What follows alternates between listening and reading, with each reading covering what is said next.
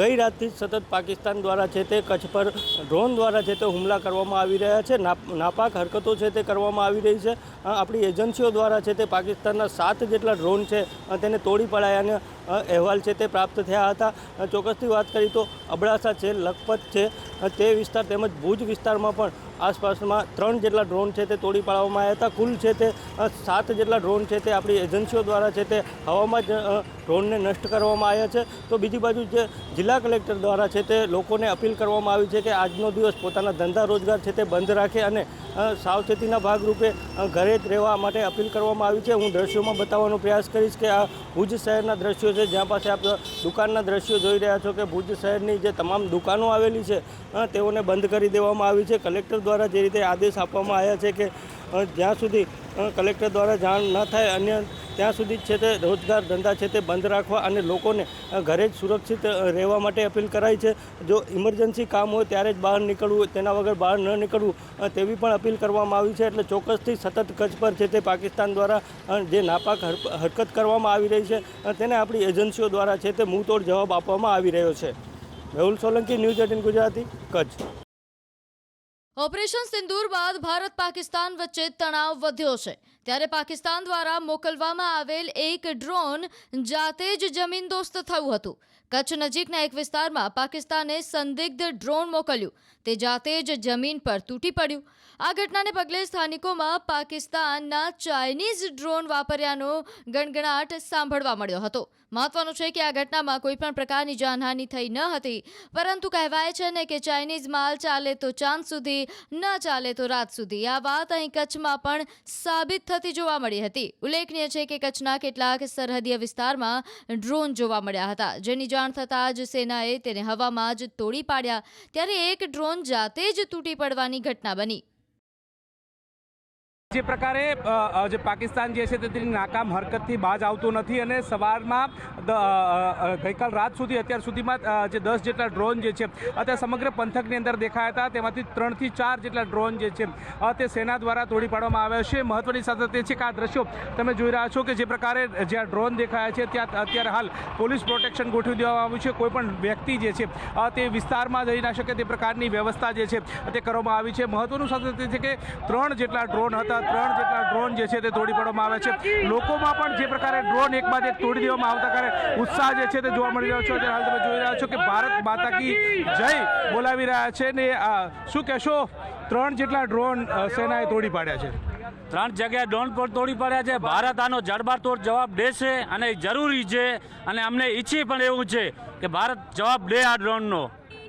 શું કહેશો તમે, કેટલો ડર લાગે છે? સતત સાયરન પણ વાગી રહી છે। સાયરન વાગે છે પણ અમને અમારી આર્મી ઉપર વિશ્વાસ છે અને પાકિસ્તાનને હરાવીને મોકશે એમ।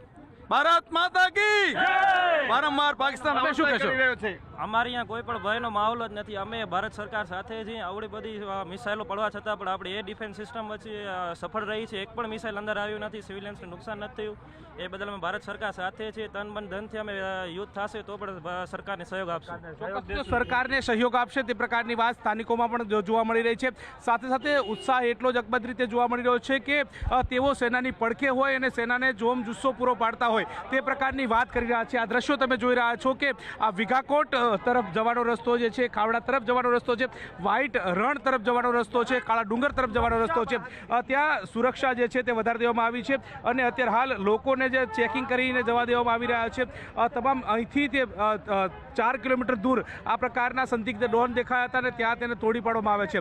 તેને લઈને 4 કિલોમીટર દૂર પણ આ રસ્તો જે છે તે બ્લોક કરી દેવામાં આવ્યો છે। કોઈ પણ વ્યક્તિ અવર જવર ન કરે તે પ્રકારની વ્યવસ્થા ગોઠવી દેવામાં આવી છે, જેથી કરીને કોઈ અનિચ્છનીય બનાવ ન બને। સતત જે વાયુસેના હોય કે BSF હોય કે તમામ પોતે સઘન સુરક્ષા વ્યવસ્થા જે છે તે હાથ ધરવામાં આવી રહી છે અને તે પ્રકારની વ્યવસ્થા સાથે અત્યારે હાલ પોલીસ પ્રોટેક્શન પણ સજ્જડ જોવા મળી રહ્યું છે। રસ્તો પણ બ્લોક કરી દેવામાં આવ્યો છે અને 3 જેટલા ડ્રોન જે છે તે તોડી પાડવામાં આવ્યા છે અને આ પ્રકારની સ્થિતિ જે છે તે અત્યારે હાલ ભુજની અંદર જોવા મળી રહી છે અને ભુજમાં તમે જોઈ રહ્યા છો કે લોકો પણ તમામ સહયોગ આપવાની વાત જે છે તે કરી રહ્યા છે। તેનો સહયોગ જે છે તે પણ આપી રહ્યા છે। સતત લોકોને પણ અહીંયા અવગત કરવામાં કરવામાં આવી રહ્યા છે કે લોકો જે છે તે કામ સિવાય બહાર ના નીકળે તે પ્રકારની વાત છે. સાયરન વાગે તો સાયરન બાદ જે લોકોએ શું કરવું જોઈએ, સેલ્ફ ડિફેન્સ દ્વારા જે તાલીમ આપવામાં આવી રહી છે તેનો પણ સજ્જડ બંને પાલન જે છે તે કરવામાં આવી રહ્યો છે. આ પ્રકારની સિચ્યુએશન જે છે તે જોવા મળી રહ્યા છે અને આ પ્રકારની સ્થિતિ જે છે તે જોવા મળી રહી છે. લોકો આપણી સાથે ફરી એકવાર વાત કરીશું. કાકા, સતત આ પ્રકારની પાકિસ્તાન નાપાક હરકત કરી રહ્યો છે અને એનો જડબાતોડ જવાબ ભારત આપી રહ્યું છે. આપી જ રહ્યો છે, એમાં 100% જરૂરી છે. અને અમે બધા સવારના 7 વાગ્યાથી અહીંયા બેઠા છીએ અને પોલીસ અમને બંદોબસ્તને રોકી રાખી છે અને એમાં જરૂરી સરકારને પૂરો અમે સાફ સરકાર આપવા તત્પર તૈયાર છીએ. જે ગાઈડલાઈન જાહેર કરવામાં આવી છે એનું કેટલું પાલન કરી રહ્યા છો? 100% પાલન થઈ રહ્યું છે અને થશે જ, કારણ કે પાલન કરવું એ આપણા હિતમાં જરૂરી છે. કેવા પ્રકારના દિશા નિર્દેશ કર્યા છે અને દિશા નિર્દેશ અનુસંધાને કેવું પાલન કરવામાં આવ્યું છે? કાલ રાતથી જ અમારે અહીંયા બ્લેકઆઉટ કરવામાં આવ્યું છે અને સરકાર દ્વારા સતત આપણી જે મોક વેનની ગાડીઓ છે એ ફરી રહી છે. જ્યાં જ્યાં લાઇટ ચાલુ દેખાય છે ત્યાં સરકારની પોલીસ દ્વારા પણ સહયોગ આપવામાં આવે છે અને દરેક ઘરે જઈને કહેવામાં આવે છે લાઇટ બંધ રાખો. સરકાર દ્વારા જે પણ નિયમો અને સૂચનો કહેવામાં આવે છે એ ધ્યાન રાખો. અને અમે પણ આર્મી અને જે છે એમના ભેગા છીએ. કોઈ પણ જાતનો સહયોગની જરૂર પડશે તો અમે સન્માન અને ધનથી તૈયાર. કોઈ પણ હશે જરૂર આપીશું તે પ્રકારની વાત કરવામાં આવી રહી છે અને આ પ્રકારની છે. સાથે તે જે એમ્બ્યુલન્સ જે છે તે પણ સમગ્ર વિસ્તારની અંદર સ્ટેન્ડ બાય કરી દેવામાં આવી છે. લોકોને પણ કોઈ દિક્કત કે પરેશાની ન થાય તે પ્રકારની વ્યવસ્થા જે છે તે કરવામાં આવી છે. આ ભુજનો વિસ્તાર છે. ભુજના વિસ્તારની અંદર તમે જોઈ રહ્યા છો કે જ્યાં આ વાહનો જે છે તેમના પૈડા પણ થંભી દેવામાં આવ્યા છે કે જેથી કરીને તેઓ આગળ ના જાય. જ્યાં પ્રકારે આ પ્રકારની ઘટના બનતી હોય છે, જ્યાં ડ્રોન દેખાતા હોય છે ત્યાં જે આજુબાજુના એરિયા જે છે તે સરાઉન્ડિંગ બંધ કરી દેવામાં આવતા હોય છે અને આ પ્રકારના દ્રશ્યો ભુજની અંદર પણ જોવા મળી રહ્યા છે. ભુજ અત્યારે હાલ સુરક્ષિત હોય તે પ્રકારનું મહેસૂસ જે છે તે સ્થાનિક લોકો પણ કરી રહ્યા છે અને સાથે સહયોગ આપવાની વાત પણ તેમના મુખેથી સાંભળવા મળી રહી છે.